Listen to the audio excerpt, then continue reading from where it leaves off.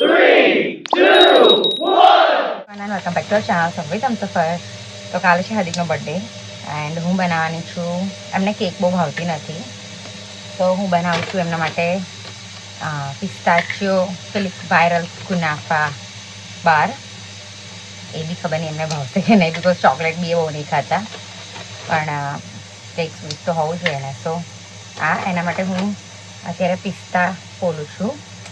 And હું તમને લોકોને કાલનું મેન્યુ કહી દઉં, બિકોઝ હું આ વિડીયોમાં કાલના મેન્યુની રેસીપી શેર કરવાની છું. બિકોઝ બીજી કોઈ રીતે તો બર્થડે સેલિબ્રેટ થાય નહીં અહીંયા આગળ કંઈ બહુ ખાસ. અમે બે અને જીએન કેટલું સેલિબ્રેટ કરવાના. સો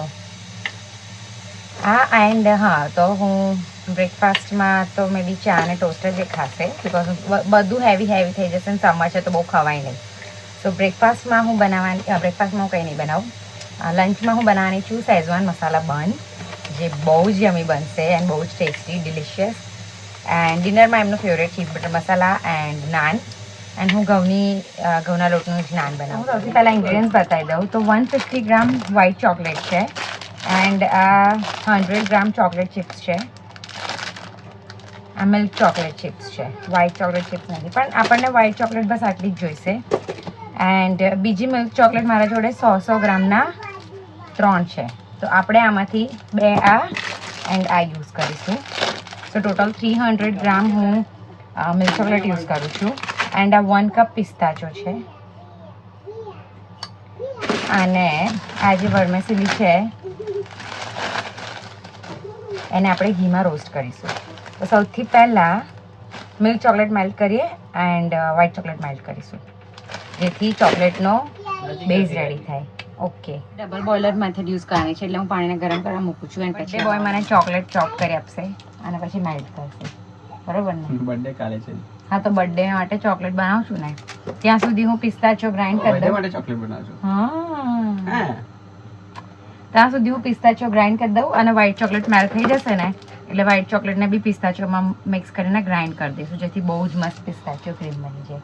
ઓકે, તો તમે આને ચોપ કરો જ્યાં સુધી પાણી ગરમ થાય ત્યાં સુધી હું આને ગ્રાઇન્ડ કરી દઉં. પિસ્તાચો આપણી ગ્રાઇન્ડ થઈ ગઈ, બિકોઝ પિસ્તાચોનું પોતાનું ઓઇલ હોય ને એટલે આવી જ ગ્રાઇન્ડ થાય. હજી આમાં આપણે મિલ્ક ચોકલેટ એડ કરીશું. તો હાર્દિકે મને ચોકલેટ ચોપ કરી આપી અને જેમ ડબલ બોઇલર મેથડમાં કીધું તેવી રીતે મેં કરવા મૂકી, પણ વ્હાઇટ ચોકલેટ ખબર નહીં મેલ્ટ જ નથી થતી. મેં બહુ બધી રીતે ટ્રાય કર્યું, 2 વાર અલગ અલગ, પણ સ્ટીલ ના જ થઈ. એન્ડ પછી મેં આજે મિલ્ક ચોકલેટ હતી ને એને આવી રીતના વ્હિપિંગ ક્રીમની જે બેગ હોય ને એમાં મૂકીને ડાયરેક્ટ બેગ જ મેં ગરમ પાણીમાં મૂકી દીધી. આ તો ફટફટ થઈ ગયું. મેં એવી જ રીતે વ્હાઇટ ચોકલેટ બી ટ્રાય કરી, બટ વ્હાઇટ ચોકલેટ ના થઈ. એન્ડ આ પિસ્તાચિયો ક્રીમ મેં એમાં થોડું મિલ્ક એડ કર્યું, બિકોઝ મારી વ્હાઇટ ચોકલેટે મને દગો દીધો. કડવું થઈ ગયું? મસ્ત છે, બહુ મસ્ત છે. મન નહીં કરું ટેસ્ટ કરવાના શું નહીં કરો, અને ખારું બી બહુ મસ્ત લાગે. પેલું સેટ સોલ્ટી સોલ્ટી. બહુ મસ્ત પિસ્તાચિયો ક્રીમ બની.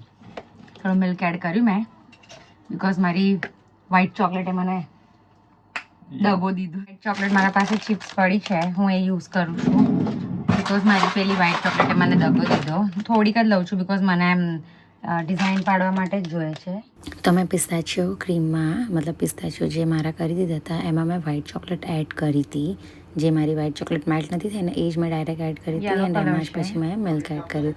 અને ફરી મેં બીજી જે મેલ્ટ કરીને માઇક્રોવેવમાં એ બી ના થઈ, એટલે પછી મેં ટેસ્ટિંગ ડ્રોપ્સ અને જે યલો કલર છે ને એ ડાયરેક્ટ આમાં એડ કર્યો, જેનાથી લુક સારો આવે. પણ મારી ભૂલ થઈ ગઈ કે ટેઝલિંગ ડ્રિપ્સ છે ને ક્યારેય ફ્રીઝ જ ના થાય, એટલે એ એવા ને એવા જ રહ્યા. જ્યારે હું ડિમોલ્ડ કરીશ ને ત્યારે દેખાશે.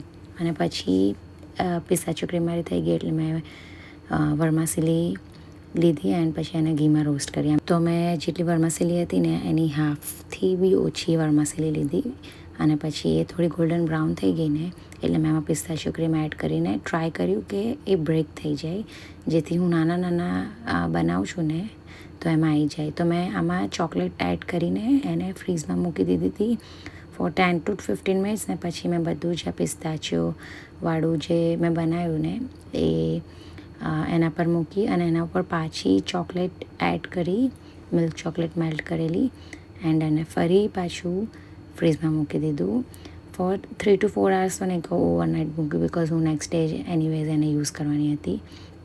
સો આ નેક્સ્ટ ડે પર જે તમને લોકોને દેખાય છે એ આ એકદમ મસ્તવાળી રેડી છે, પણ જે મેં કીધું ને ડેઝલિંગ ડ્રોપ્સ એ ના થાય ફ્રીઝ, તો એ નહોતા થયા. એન્ડ 5 મેં ભગવાનને ધરાઈ હતી ને એક ઓલરેડી હાર્દિકે ટેસ્ટ કરી લીધી હતી, બટ રિવ્યૂ આપવા માટે મેં એમની જોડે ફરી ટેસ્ટ કરાવી.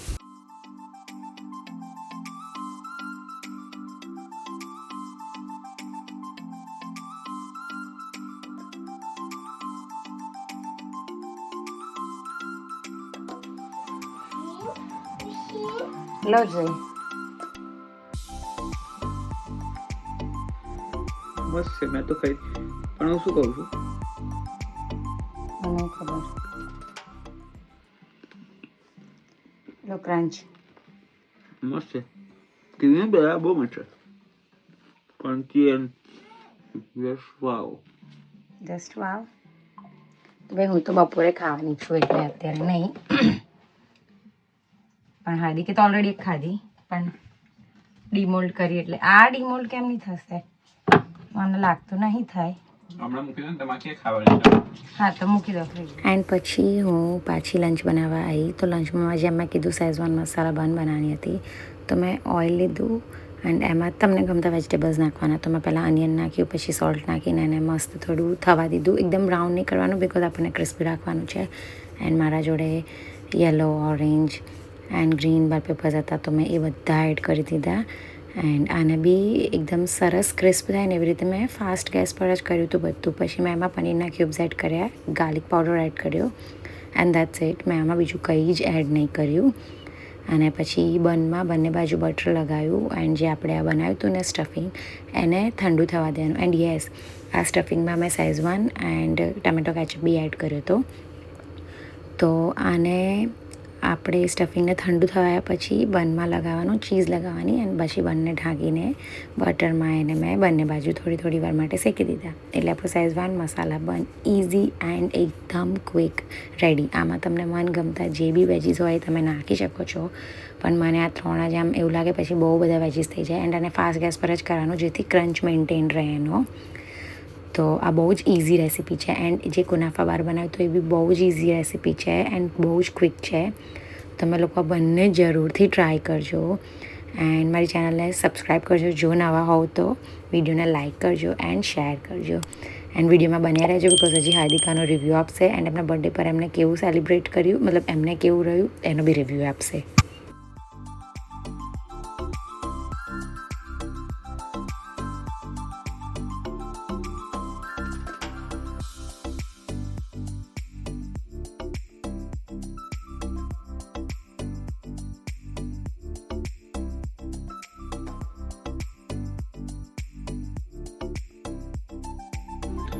મસ્ત છે.